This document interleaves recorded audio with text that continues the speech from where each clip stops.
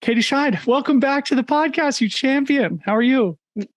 Good, thanks. Yeah, I don't think I've been on the podcast since it was called The Well. So Yes, I'm it's two names. back on the vintage podcast. Yes, an OG. Yeah, you can wear that badge of honor for forevermore. But welcome back. And of course, you're only 10 days removed from your phenomenal UTMB victory. Just such an impressive performance, a highlight, I'm sure, in your life, something I'm incredibly jealous of. So maybe just first tell us how these last 10 days have gone. Any anecdotes that you can provide as to how this has potentially changed your life personally and athletically? No, I mean nothing crazy. Still the typical like ultra race fallout where you're just left with like piles of dirty things, all unorganized, trying to put everything in the car. Plus my partner Jama also like he did like half the race, unfortunately, but still the same amount of stuff and one car. And yeah, that's always a mess to get into the car, then get out of the car, then get in the house, all the laundry, the flasks, like everything double. I did a whole load of laundry that was just socks. So that was notable. Nice. But how's like the acute recovery been? And like, are you guys back home, and is it difficult to kind of readjust to sort of the quiet, slow pace of life after that, what must have been just a wild experience? Yeah, actually the recovery is going a lot better than I expected and from what I've experienced in past years. And I'm not sure if that's because I have more experience, so like my body's more used to these efforts, or if it's because I ran for 4 fewer hours than past years, or because I just have like better mental energy this time. Probably a combination of all those things. And yeah, it's been nice to be back where it's quiet, and some people in the village know, like they were following the race and they sent me messages and were excited about it. But like today I just went for a short walk and a woman who lives in the village asked if I was lost. And this is a village of less than 50 people. So she didn't even know who I was, and I live here. So is that refreshing for you after, yeah, I was so happy. Yeah, because like you'll never be able to walk through Chamonix again without people, asking for selfies and autographs. And here you are back in your home village of 50 people and they don't even know who you are. Yeah, it was great. Cool. All right, so let's go back in time a little bit and talk about your history with the race, just in case there's people out there who are unfamiliar. You finished UTMB twice, 6th and 8th in 2019, 2021, respectively. I actually watched your finish from 2021 and it looked like you were suffering mightily. So maybe just like remind people of your history with the race and sort of like what those two experiences left you wanting here in 2022 and in what ways they were unsatisfying. Yeah, I would say both were very unsatisfying. The first, I think, matched the amount of preparation that I had. When I look back, I'm like, yeah, I wasn't ready for that. And I think it was a reasonable result for what I had done to prepare for it. And last year was just really not what I wanted at all, like very far from what I wanted. Maybe a situation where I should have stopped in the middle, but just was too stubborn and just marched it out. But yeah, I was also pretty sick the week before the race last year. And I don't think I really admitted that to myself or to other people. I remember texting the girl who was going to crew for me, like on the Sunday before the race, saying, I'm not sure if I'm going to start the race. I feel super sick. I can't breathe through my nose. And yeah, I'm just not totally sure. And I think I just kind of put it aside and forgot that had happened. And I think it kind of took a lot out of me. And I was just wrecked on the start line already. So maybe how did those two experiences inform your approach this year? I mean, obviously the first one you said you hadn't really prepared appropriately. So you probably tried to, sort of atone for that mistake in 2021, illness in 2021. What did you adjust, if anything, leading into 2022? I think everything, like after every race, I make a list of all the things that I like think that I want to change. And it's never just one thing that makes the difference. It's like trying to work on everything at the same time, which isn't a very good science experiment because you never learned exactly what it was, but you only get to race so many ultras. So you kind of have to throw everything out at once. So yeah, I worked on, finding better strategy for eating more. I tried to get on the course more this year because I found the downhills on the trail at UTMB really wreck my legs because I'm not used to running downhill so fast because the trails are so clear.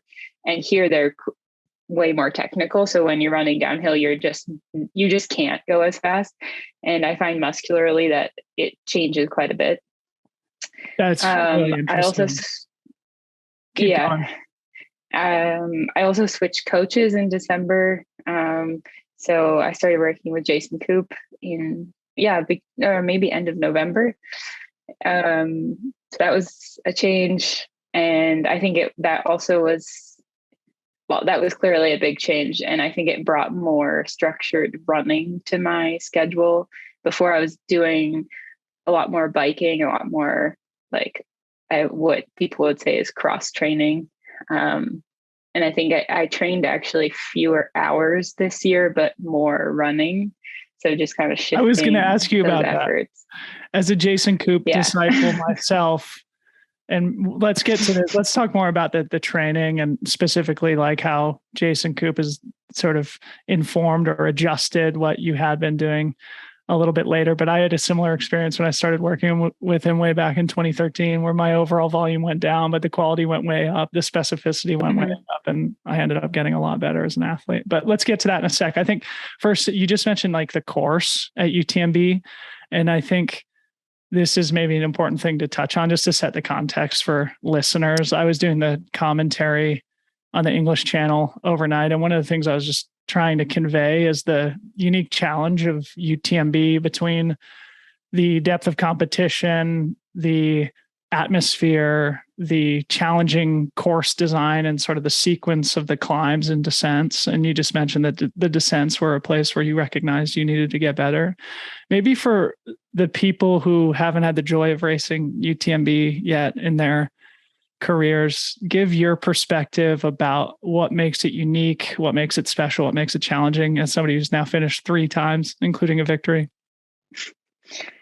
Yeah, it's really, if you can run, it's really fast. If you're at the front of the race, I feel like it's advertised as like a mountain race, and in my opinion, it's not. It's a like fast, but it's a fast race with a lot of uphill. But I wouldn't really describe it as like a mountainous race. There are parts where it can get cold, and in bad weather, it's cold and like a bit exposed, but not. Yeah, the trails are huge. They're traveled by millions of tourists in the summer. I mean, the whole part from Chamonix to Lake Contamine, which is the first like 30K, you're on like ski access roads, dirt roads. You're running through like a mini golf course. You're not in the mountains at all. You're running through villages, and yeah.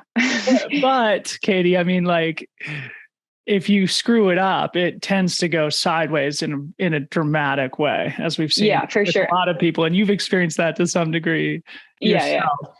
So I think that's the trick, is like managing. Yeah. You're like, okay, this is really fast, and managing that, and then being able to get to these big climbs in the middle of the night where you are more on your own. Like that part from Col du Bonhomme, from Les Chapieux to Courmayeur, you're pretty much on your own. There's one aid station basically. Yep. There's 2, but the other one, it's kind of useless. And yeah, you're really on your own, and you also have to be comfortable being like, okay, there are no lights anywhere. I'm like totally alone. And you have to manage both of those worlds kind of. Yeah. I think for the professionals, it's just it's incredible to watch just like how difficult it is to thread the needle and get the race right. And I mean, even in victory, I'm sure you don't look back and view the race as perfect. And we'll get to that in a sec. But I don't know. What I'm getting at is that UTMB obviously is like the most important 100-mile race in the world. And you said that, yeah, it can be viewed as sort of like a faster mountain race. But my feeling is that that formula of just like the depth of competition, the wild sort of European mountain sport environment with thousands of fans and spectators, and then just the way the course is set up with the fast beginning and the really challenging last 50K is that it just leads to tons of attrition, tons of like death marches. And it's just a very hard race to get right. So now third time was a charm for you. So let's go back and talk about your training a little bit more. You mentioned, you made the adjustment, brought on Jason Coop as your coach. Talk about that decision. What motivated that change and what benefit have you seen as a result? So the motivation for the change was actually, I was thinking about changing coaches last June, because the coach that I was working with before just didn't have as much time, and he kind of saw, I think he saw, we saw together that he didn't have that much experience in ultra running specifically. He was coming more from triathlon, and he saw that maybe he wasn't the best person for the job anymore. And like, maybe I needed to get a bit more specific. And so, he kind of said, I think it's a good idea if you look for another coach. And I also felt it was a good idea. And I got in touch with Coop and got on board and told him that UTMB was the goal again. And then promptly told him that I was wanted to do a full skimo season. On top of that. So I gave him kind of a project right from the start. Yeah. So specific things that changed, you've already mentioned that maybe the volume went down a little bit, but maybe provide a lens or a picture as to how that kind of onboarding happened and sort of like how things changed immediately in your training and sort of what benefit maybe you've seen with a different approach. Yeah, I think right off the bat, I was like, wow, this is not a lot of volume. And I kind of wasn't sure if he understood how much volume I was used to doing. I was a bit nervous, like, okay, you're only telling me to do one activity per day. Like normally I do 2 activities per day. But at the time I was still trying to finish my thesis. And so I said, okay, I'm just going to like put 100% trust in this, because it also helps me finish my thesis. If I only do one activity, then I can have like the whole afternoon to work a bit more efficiently. So I just kind of went with it. Even though at times I was a bit like, I don't know if this is enough. But I was able to finish my thesis. So that was exciting. So once I shifted back to running in the spring, it was quickly just only running and no biking. And I just kind of like let that be. And because I wanted to try something new. That was the whole point of changing coaches. So I was like, you know what, this is my chance to try something new. And I trust him 100%. So I'm just going to be a good student and follow the plan. And if I see that this summer things aren't going how I want, then maybe next year I would, bring up new ideas. But it worked well for me. I could see it worked well for me at Val d'Aran, the 100K I did in the beginning of July. And so then after that, I was like, okay, I feel like I'm in maybe the best shape I've ever been in. So I'm confident with this. Yeah. So 2 questions then. Number 1, did you struggle with the buy-in a little bit? Because I recall when I first started working with Coop way back in 2013 and went through the same process where I was like, wait, I'm supposed to take a rest day every week. I would like secretively sneak runs in on Mondays, which is always my rest day, and like not upload them to Training Peaks just because I like wanted to keep doing it. And it took me a little while to mature to the point where I did buy in fully and took his word as gospel. And then the second question is maybe provide a like a quick example of what a critical session looked like leading up to the race. As somebody who's a Coop disciple, I could probably guess myself, but I'd be interested to hear. So take that however you want, the buy-in and the example. Yeah, I think at first the buy-in was hard because I had been more in the like triathlete mindset of like, okay, I have to do like at least 20 hours a week or it's not a real training week. And then when I was like, oh, okay, he's just putting a few hours every day, or like, it was skiing. So it was you can do a bit more volume because there's more, it's not an impact sport. And with the downhill, it's not aerobic then. But anyway, I actually didn't have a rest day once a week. So somehow I made it to another level. He knows I'm soft, I guess. Yeah. And then, moving into Val d'Aran, I think the sessions where I felt like I progressed the most was in the like tempo run, like 4x10, 4x12. It's my favorite workout. Yeah, it's so hot. Well, the first one I remember, so in the past, I also trained really based on heart rate. And so I'd really just be looking at my heart rate a lot. And then when everything moved to like perceived exertion, I kind of, every time I would have a new like block, I would kind of freak out and be like, I don't know what a 7 is. Like, what is an 8? I don't know. So yeah, that was always interesting to like start a workout and be like, I don't even know what I'm really supposed to do. Yeah. But then I felt myself progressing really fast. And at the end of, after doing a bunch of those workouts, I would go for just like a normal run and be like, wow, I am so much more relaxed than normal on this part of trail that I run on, once a week, twice a week. That was. And what a great feeling that is. So point of personal curiosity too.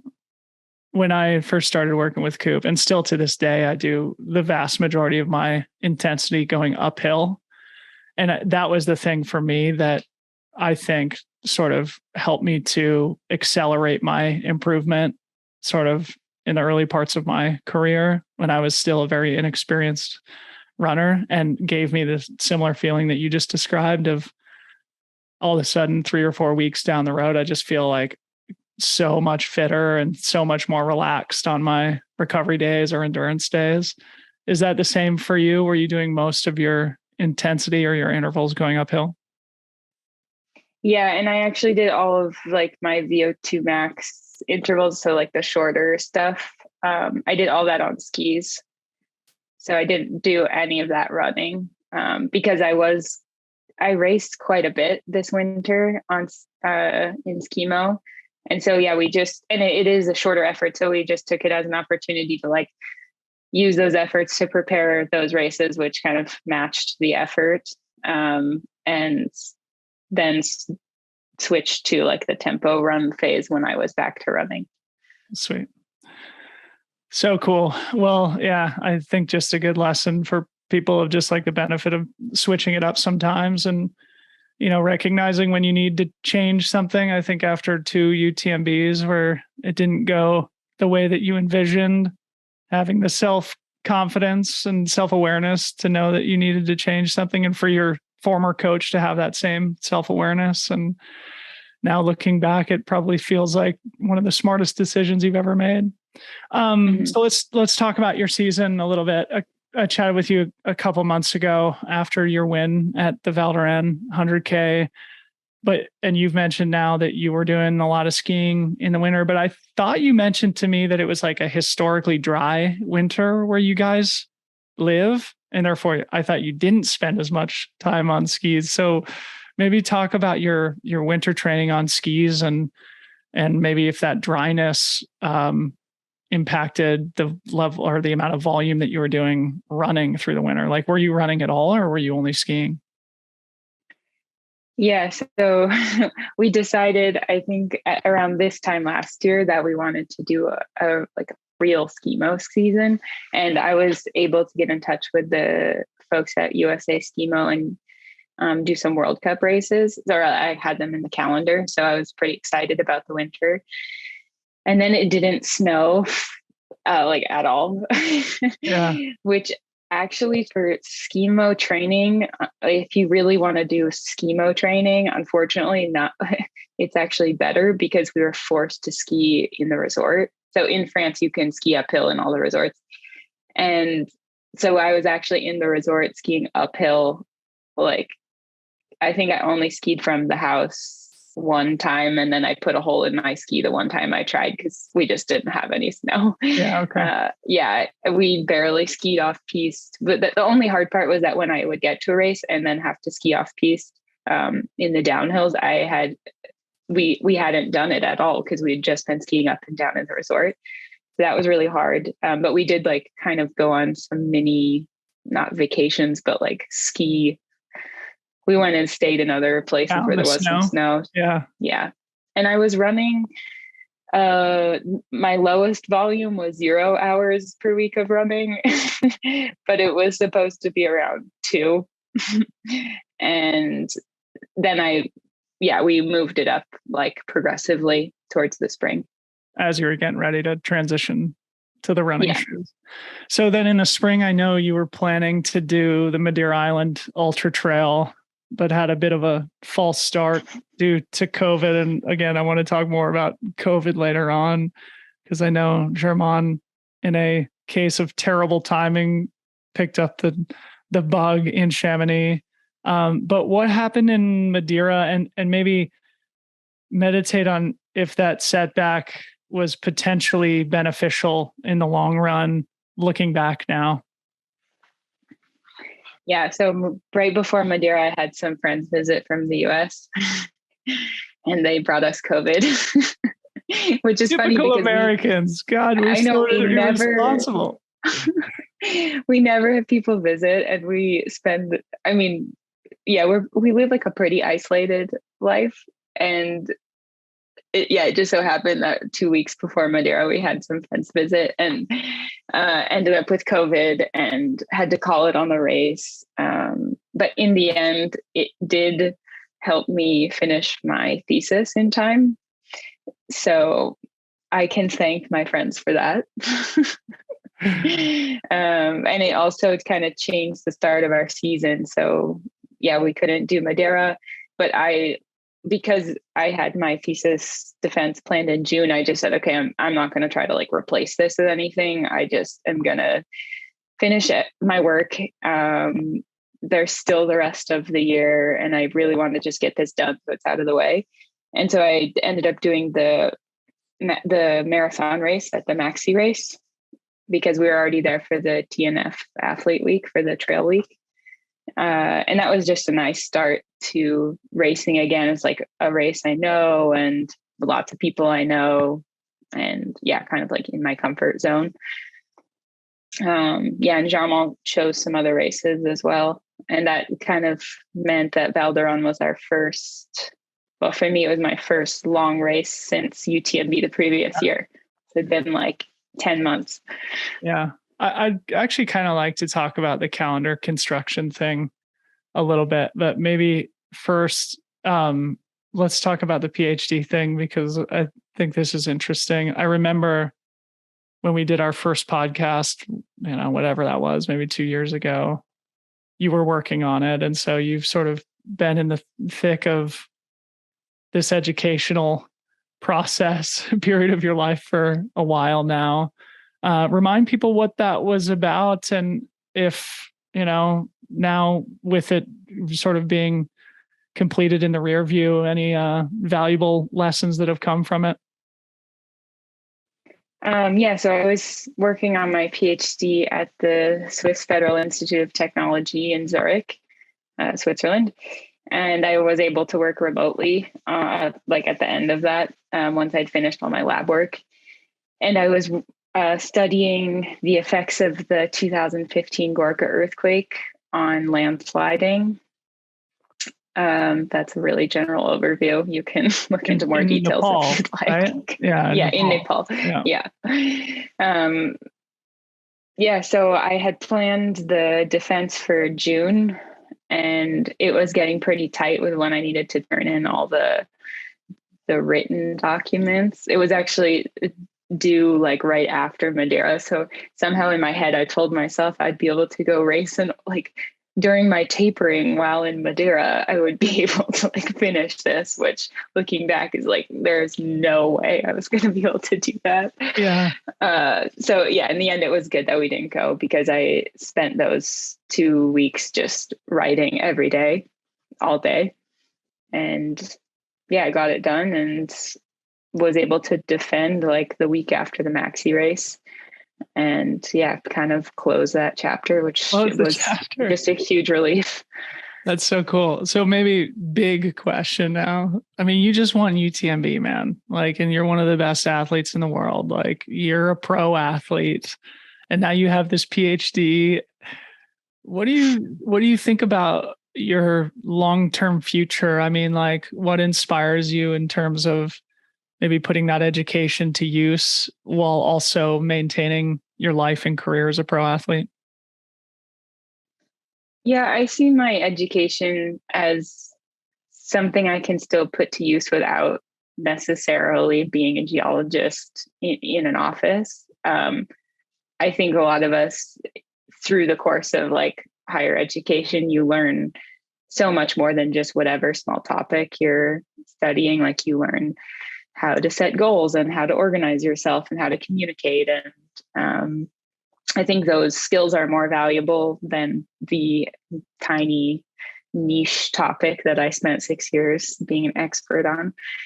And yeah, those are things I'll apply to my life for sure. And I also chose to pursue a PhD, not because I really wanted a PhD, but just because I loved being in an academic setting and being around those people who are passionate about learning and about asking questions. And yeah, it's the type of people that I always found easy friendships in those groups. And that's something I value from the many years after high school, from college and my master's degree, and then finally in Zurich. So yeah, those are things I'll move forward with, but I don't plan to stay in academia or work in a geologic like career specifically. Well, optionality is a good thing, and potentially this knowledge will become, valuable. Like, you can sort of use your platform as an athlete to spread the message of things that you learn or that are important in the geological world, maybe. If that's inspiring to you. So I want to go back to sort of the calendar construction thing, because I think this is interesting and potentially informative to the audience. So Madeira was on the docket, but got thwarted due to COVID. So you mentioned that you did the maxi race as a way to sort of kick off the running season. And then you did the Val d'Aran 100K. So maybe talk about, and maybe this is something that you and Jason Coop discussed in detail, but obviously UTMB was the goal. So maybe provide a little bit of perspective as to how you think about building your season towards those A goals, in this case, UTMB, and specifically like if Val d'Aran was on the schedule or if you added it and based on the adjustment with Madeira. Yeah, so Madeira, I had actually already decided all my races before I started working with Coop. So he like approved them, I guess, but it was really me and Jarmal's decision. And for Madeira, we had always seen it as the most appropriate ultra race to do after a skimo season, like right coming off a skimo season, because it is just so much hiking and stairs and poles. And as long as you can get some downhill legs in a little bit before, it kind of works to just come off the skimo season. Well, in theory, but I haven't done it yet. But in theory, you see like some of the people who like actually live in the snow are able to perform there. Yeah. So that was the goal for Madeira.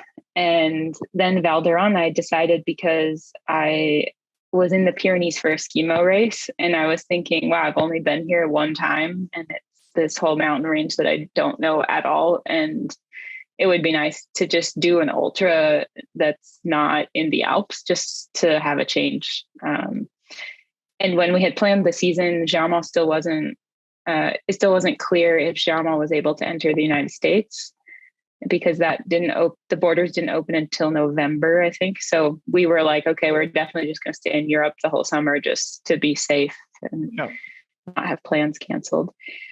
So yeah, I saw Val d'Aran because it was listed as like a UTMB major. And I thought, okay, well, maybe there'll be kind of a good group of competition there. And it's a place I want to go. And I heard it was really technical and like really in the mountains. And I was like, great, that's what I want. I want to do a race that I'm excited to be at. And also the 100K distance, I just felt worked well for me in the past, having that gap. Well, I never did that well at UTMB, but in theory, it seemed like it should work well.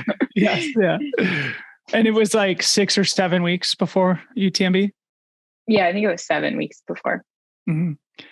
And you smashed it there. I mean, again, I was doing some of the English commentary, so I got to watch a bunch of your race, and you looked really solid. You won by a big margin, and that was probably a critical piece of the preparation towards UTMB. So maybe in this line of conversation about calendar construction, did you feel that that was the sort of the perfect distance and the perfect timing to do 100K leading up to UTMB? And then maybe also just talk about how you felt about that performance and how you managed the 7 weeks in between, because I think that's probably, not an obvious thing to get right. Like there has to be some consideration put into some acute recovery followed by, slowly build up and then a few sort of critical weeks and workouts leading into UTMB.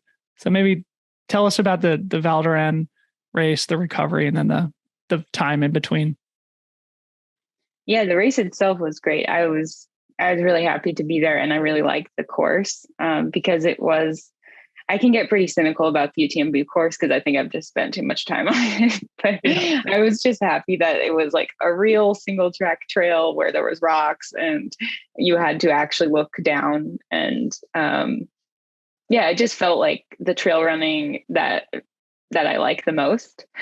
And I didn't know the area at all, and I didn't know most of the course. So it was really like just a new experience. And I had heard that the second woman was pretty far behind me, even towards the beginning of the race. So that wasn't a stressor, which I think gave me an opportunity to kind of do a race and still race, because I didn't want to I don't do training races. I don't really think that's possible. And so when I learned that the second woman probably wasn't going to be someone I would be racing like close by with, I was like, okay, then my only goal is to try to see how far I can get on the overall ranking. Which I think mentally you say that, but then you're still a bit more relaxed than you would be if the second girl's breathing down your neck.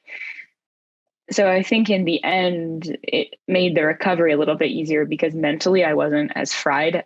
I was able to manage my effort, like still racing, trying to be as far to the front as I could, but without the stress feeling. And I think that's what can kind of kill you after a long race if you're, in that headspace for so long. So I actually recovered much faster than I had expected. And in the past, I'd normally taken a whole week off after an ultra of really just doing nothing. And I was never really sure if that was the best way to go, because sometimes when you come back from that whole week completely off, you just feel even worse because you've just been sitting on the couch for a week. Yeah. So this time I had a bit more activity, very easy, but just a bit more moving. And I think it helped.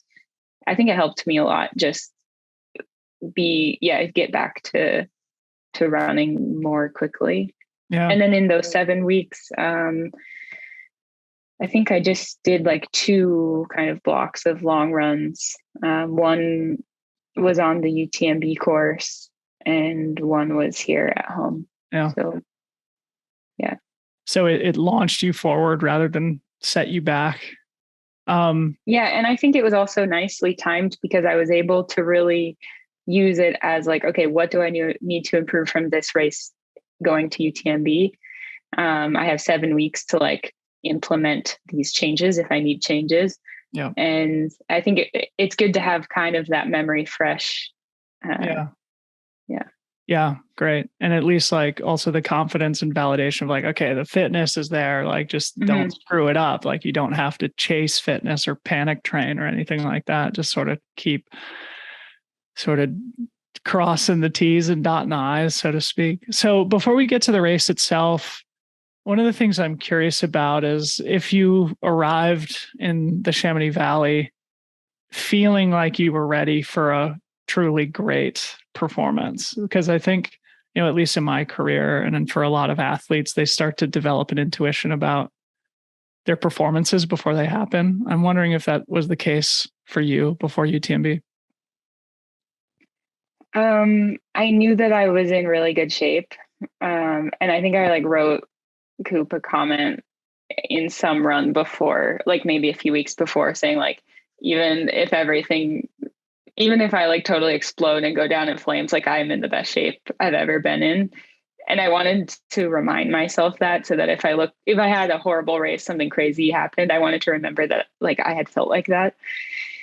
And so when we got to Chamonix, like, I don't know, I think I felt a bit more calm than in past years because I kind of knew the drill and what we needed to do. And we're pretty good about saying no to things and really protecting our time around the race.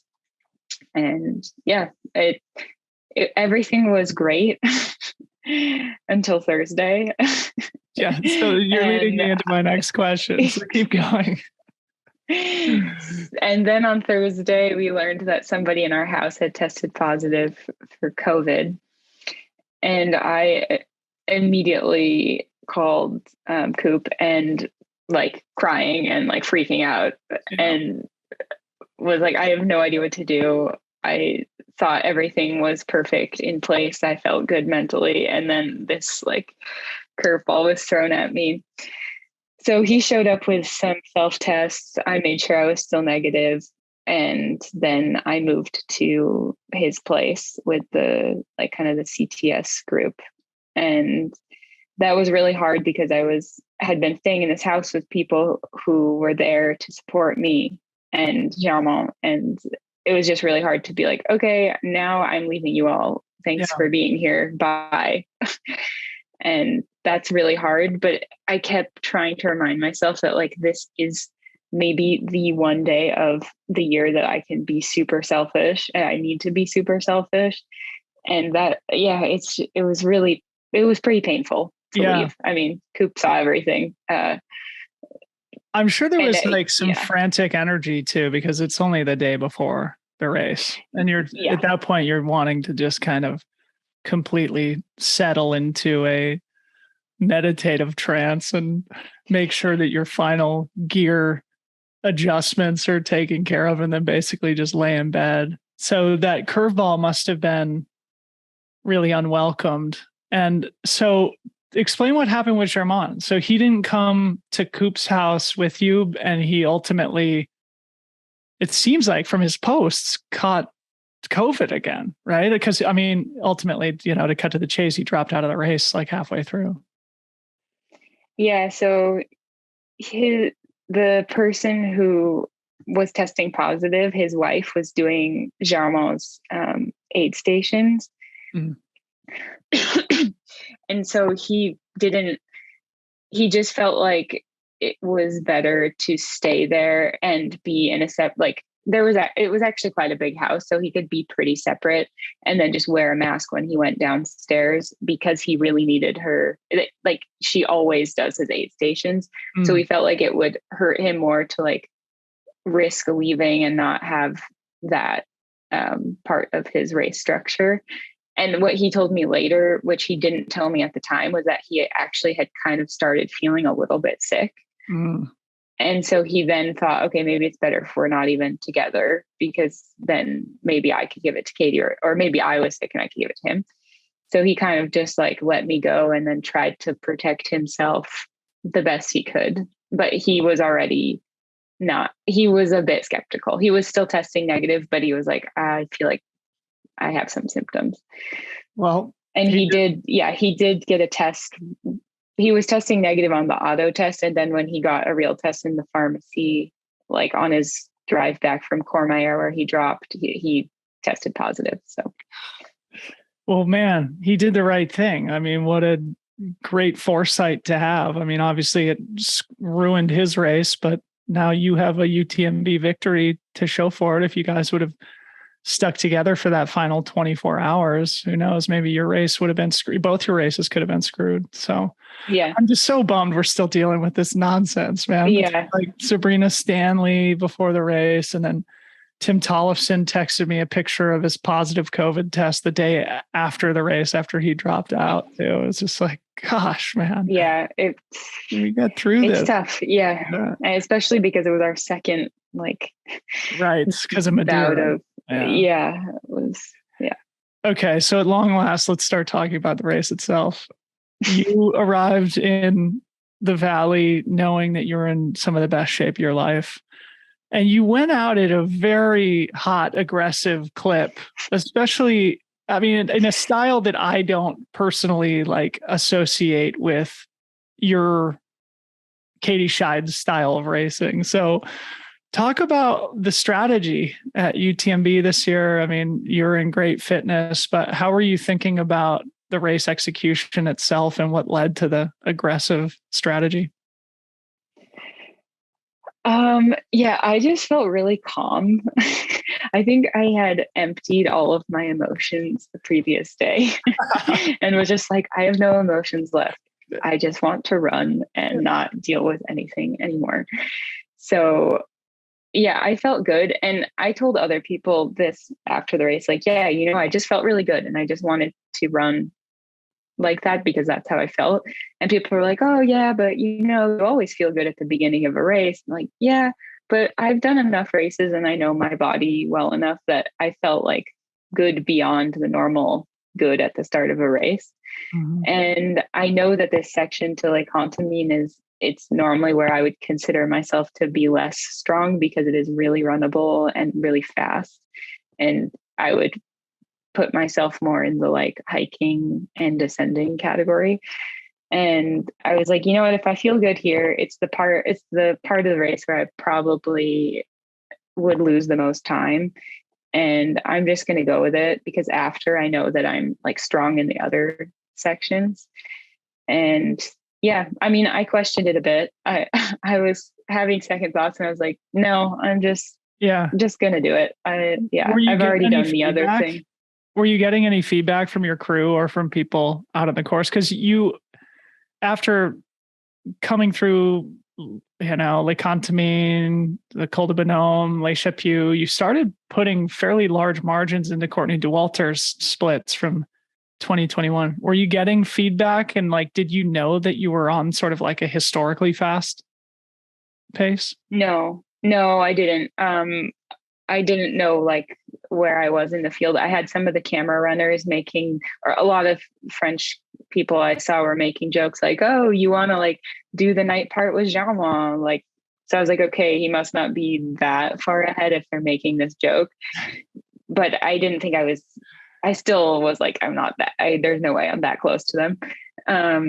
And then when I came into Lake Contamine, I looked at my watch and I remember, so Esther from the TNF team was crewing me in Lake Contamine. Esther Kendall, shout out. Yeah.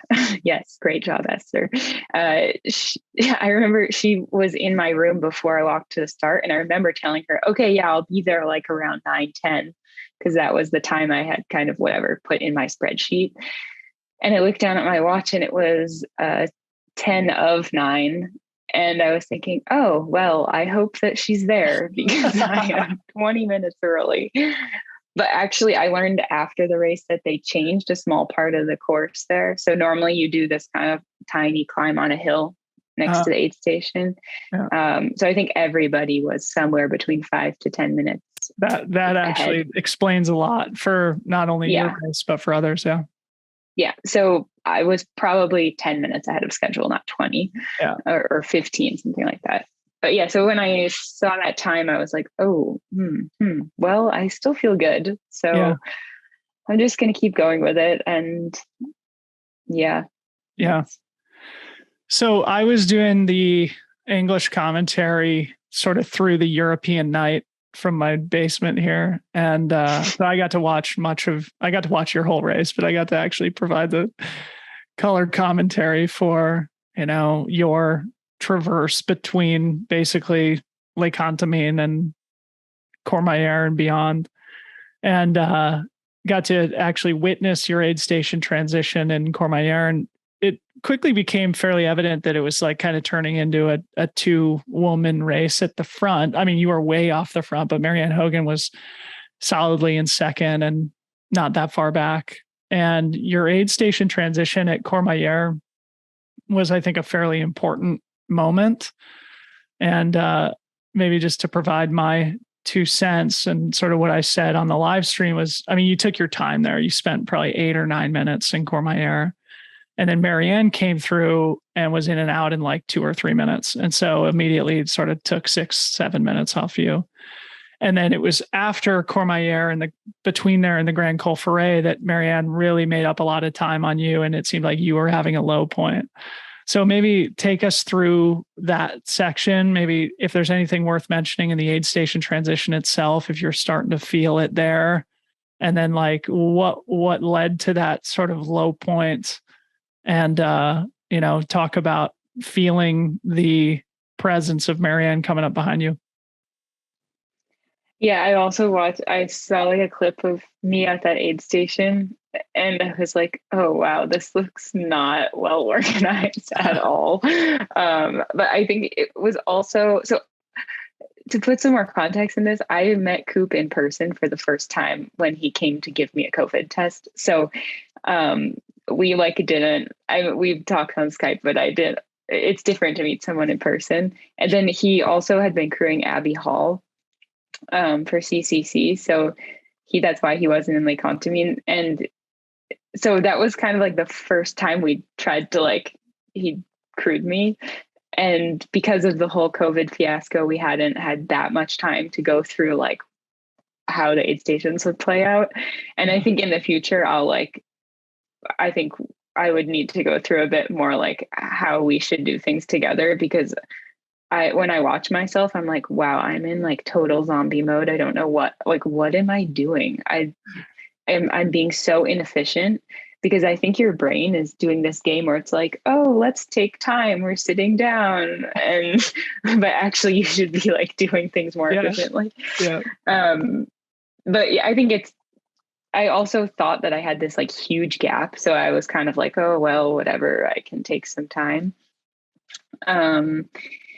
And I had already started having some stomach stuff going down into that aid station. So I wanted to be sure I like had everything, and was, starting to eat something and feel better.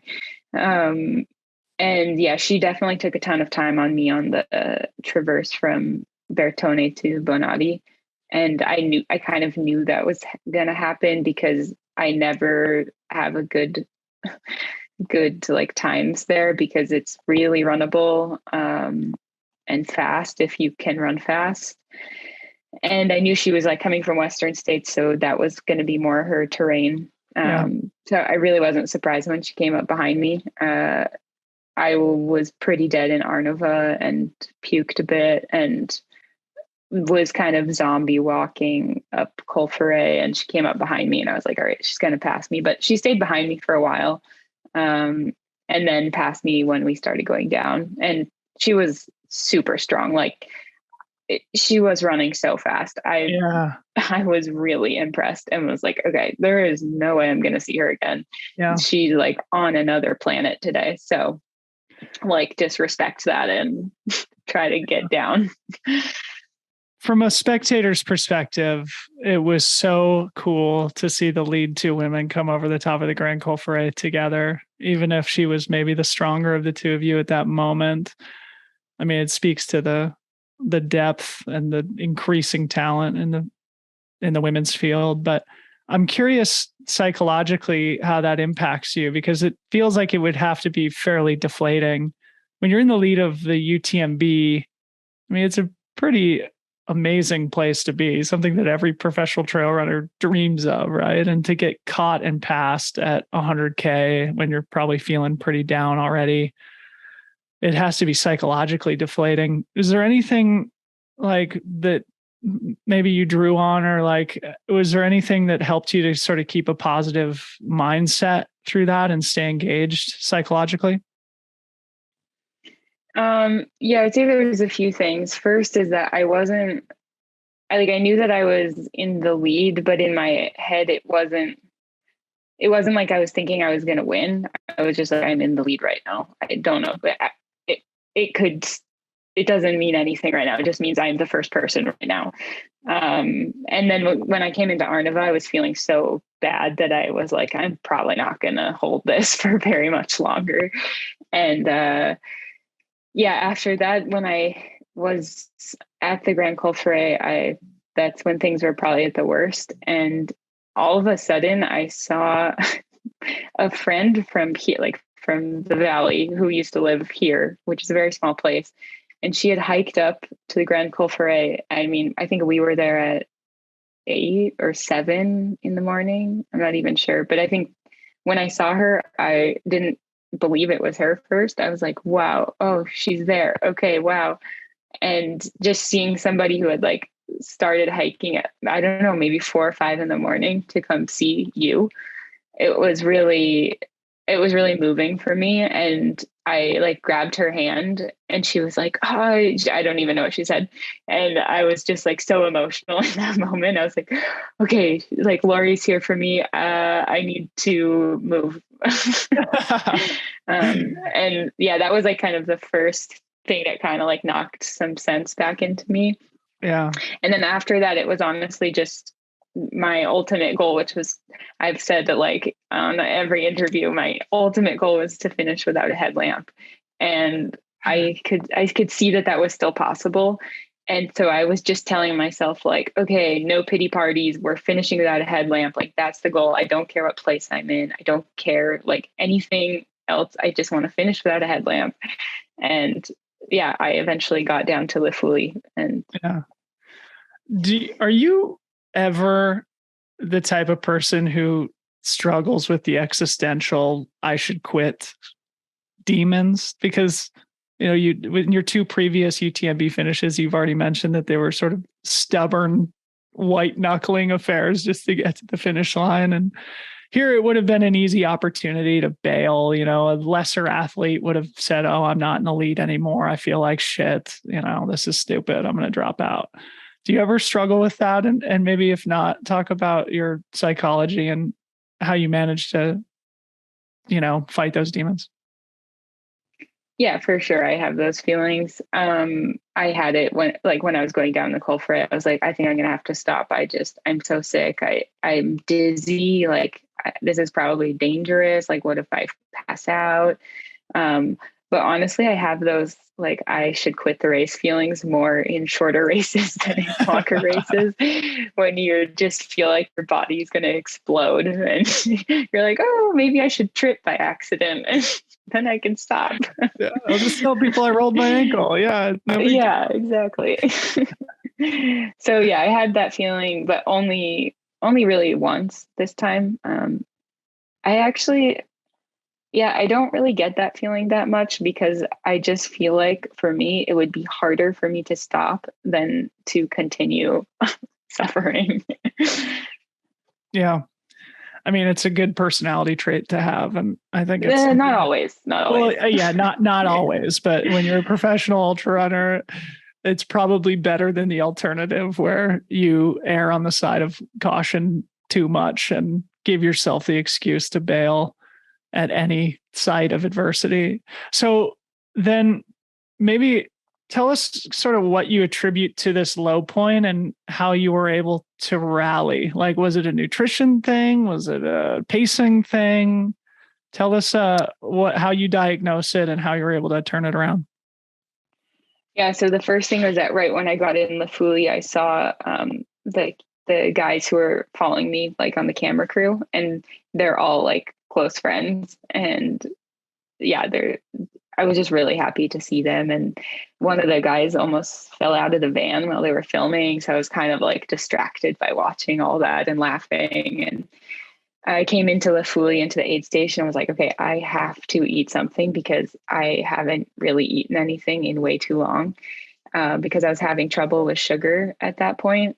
And I had remembered that my friend Camille Bruas, who was second at UTMB last year, told me like a few weeks before, oh yeah, like when I got to Lafouille, I remember I ate some cheese and it like felt really good in my stomach. And I remember thinking, oh, Cammy, you're like so silly. Like there's no carbs in cheese. Why would you eat cheese? And I got there and I like looked at the table, which UTMB needs to step up their aid stations. They're pretty bad. There's like nothing interesting to eat. And I looked at the table and I was like, okay, there's some bread and some cheese. And that's just my hand grabbed it. And I was like, all right, we're eating this. And I think just having some real food in my stomach and also the combination of it, it's kind of when we got the sun again, we were kind of in the shadow on the Col Ferret and then coming into the sun. And it just kind of felt like, okay, everything's starting again. And that's when it's not that I like suddenly felt great. I just was like, oh, I feel normal again. Wow. So then you sort of catch a second wind. You say that it wasn't like you started crushing it, but you just were alive again, battling back from the doldrums of the early morning hours over the Grand Col. Simultaneously ahead of you, Marianne was dealing with her own issues. And it's so rare, I think, in endurance sport to get caught 2/3 into the race and then to recatch the leader and win. So I would love for you to just kind of paint the picture of you recatching Marianne and overtaking her and putting yourself back in the lead of the UTMB again, and how that impacted your psychology and your energy. Yeah, so I was getting splits from a lot of people because when you are running between Lafouille and Champex-Lac, you're kind of like in and pretty close to roads. You're on some roads, you go through some villages, so you see quite a few people. And I was getting a lot of splits, like 20. I think she had over 30 minutes on me at one point. And I was like, okay, at this point, I just really still want to finish without a headlamp. And and clearly she's just so strong right now, and that's nothing I can control. So I'm just going to try to hold this position. And then I was pretty close to Champex-Lac, and I heard she was only like 11 minutes and then 9 minutes. And I was thinking, oh, that's kind of weird. Maybe all these people are giving me wrong splits. And then when I got into aid station, Coop had like a timer on when she had just left or when she had left. So I knew you need a reliable resource like that. Yeah, I knew it was legit. So I was like, okay, clearly I've made up some time, but I couldn't believe that I would ever pass her, because when I had seen her pass me, I was like, she's so strong that I would have to be sprinting to catch her. But yeah, then I was able to, I took each aid station pretty calmly, and just got in and out, and wasn't really thinking about, I feel like people ask me, oh, the battle, but we weren't like battling. It's just, I'm curious about that too, because like, did the competitive spirit reignite? Like when you knew you had a shot of catching back up to her, it probably gave you a little bit of extra energy or like the competitive psychological edge again. So tell us about the actual pass itself and what was going through your head. Yeah, I mean, I didn't think I was going to catch her until I saw her. I just was going at my pace, like giving it like fast, but in control. And then when I saw her, I was like, okay, I can probably pass her because I just made up all of that time. And when we started going down, I caught her exact same way that she caught me, like right before the top of a climb, and then started going down and passed her in the downhill. And I had seen that she was like struggling a bit over some rocks, and was thinking, okay, it seems like she's having some trouble in the downhill. I'm not sure if she's like actually injured or if she just has sore legs. Because in the past, I've actually like walked all of those downhills. So I was surprised I was even able to run. And yeah, when I passed her, I was thinking, okay, she's probably going to run behind me. But then she didn't. So I just took off, and yeah, then I never saw her again. And I was getting splits after that. She was quite a bit behind. And that's when I felt a bit less stressed and was like, okay, I think it's comfortable enough.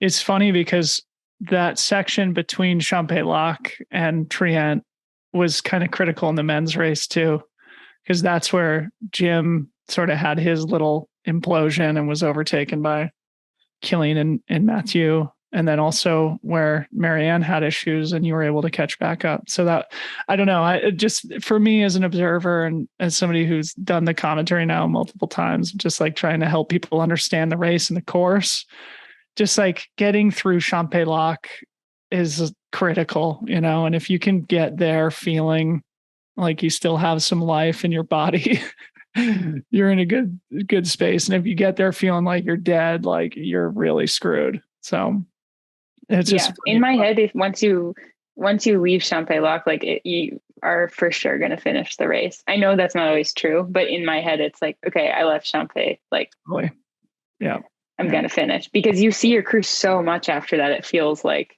it's like every 2 hours you see them. So any highlights between overtaking Marianne and getting back into the lead and the finish line that you want to share? I mean, obviously you started getting splits that made you fairly confident that your lead was secure enough. Maybe just give us the story of like, arriving back in Chamonix. What does it feel like to actually win the race? Because the vast majority of human beings on earth will never get to enjoy that feeling. Yeah, it's still surreal. Like I was watching this clip this morning and I was like, wow, I just can't even believe that that's me. I mean, you just ran 100 miles, so you're pretty tired. Yeah. So I was trying to get to finish to sit down. I also wanted to like high five people. I saw people I would have loved to like stop and hug for a long time, but then you're like, okay, I really need to just get there so I can be done. And then at the end, it was also a little bit weird because of course I was just like so happy, but then Jamal also didn't finish. And so it's kind of this balance of like, okay, probably could be the best race of my life. Yeah. But he is having like the opposite experience right now. And yeah, just that was hard to kind of manage in the moment. Like I felt kind of, maybe I shouldn't, you feel like, okay, maybe I shouldn't guilt too happy. Yeah.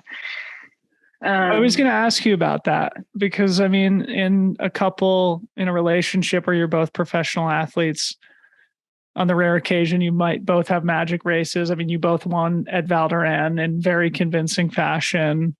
And now at UTMB 7 weeks later, you win the most important race in the world. Germain's got COVID. He drops out halfway through. I'm sure, he's obviously very, very happy for you also, but there is the mixed emotions of maybe feeling a tinge of guilt, knowing that he's not enjoying the same feeling that you are right now. How do you guys manage that? And what has it been like over the last 10 days as you've come back home? Because Germain also posted like, my season's not done now. Usually it would be done, but my season's not done. Talk about any of that stuff. Yeah. The days just after the race were really hard because it was a time when it would have been great for us to be able to be together and just like deal with all those emotions together. But I needed to be able to do like media stuff the next day. Yeah, we couldn't be together. So yeah, that was tough, but now it's fine. And the ultimate goal is his next race. So that's the focus in the house. Where you can play the support role. It'll be great. I'm curious about who the people were, because, you know, when you watch your finish and then you sort of go back out into the crowd and you're sort of like giving big hugs to people. Was that your family? Like, did they make it to UTMB? Were they able to witness your victory? Yeah, I was giving, if you saw me run like all the way back down, that was Jamal's parents and his sister and her son, who were there to support us, which was, they were like, it was hard to find people. And I like caught eye of them and was like, oh, cool. Someone like people that are, they're a huge part of what we do. We really wouldn't be able to manage everything without them. They're like always in the background. I don't know, sewing things or bringing us food or kind of managing all the background stuff. There's a touching thing because you could see just the pride and emotion in their eyes. And I don't know. I'm a sucker for that type of stuff. The post-race hugs, like, who are those people? What's their story? How are you guys connected? So super, super amazing. So also one of the things I'm interested to just kind of get your take on. I mean, obviously you're not somebody who's, you know, brags about themselves, but like you've now added your name to the history books of the sport, you know, and you've sort of like, of course, there's a great tradition of American women who have won UTMB. Chrissy Mayle, Nikki Kimball, Courtney Dauwalter, Rory Bozio, now Katie Schide. What does it feel? And I mean, beyond the American winners, like, what does it feel like to just kind of be the champion of the race? Yeah, it feels good to be part of that and to like continue that tradition, I guess. It's still a bit, it's still a bit surreal, honestly. This has been a goal for so long. It's not that it's not that this just happened. Like, I've been focused on this for a long time, and it almost feels less real because it's something I've thought about for so long. It's like, oh, it happened. Okay. Wow. Now what? I've done my PhD. I won UTMB. I'm 30 years old. I guess I just retire now. Is that your mentality?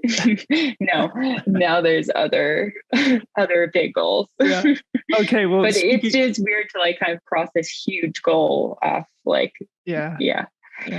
So speaking of big goals, and we'll make this the final question. I'll let you go.